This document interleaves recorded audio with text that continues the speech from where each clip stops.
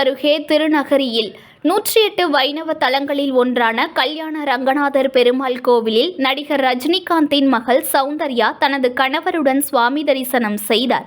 மயிலாடுதுறை மாவட்டம் சீர்காழி அருகே திருநகரியில் 108 வைணவ தலங்களில் ஒன்றான கல்யாண ரங்கநாதர் பெருமாள் கோவில் உள்ளது.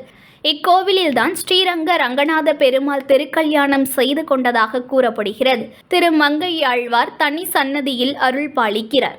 புரட்டாசி மாத பிறப்பை விட்டு இக்கோவிலுக்கு நடிகர் ரஜினிகாந்தின் மகள் சௌந்தர்யா தனது கணவர் விசாகனுடன் வருகை புரிந்து சுவாமி தரிசனம் செய்த அவருக்கு கோவில் அர்ச்சகர்கள் வரவேற்பு அளித்தனர்.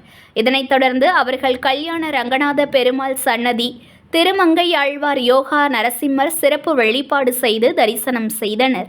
News1 தமிழை லைக் பண்ணுங்க, கமெண்ட் பண்ணுங்க, ஷேர் பண்ணுங்க, மறக்காம சப்ஸ்கிரைப் பண்ணுங்க.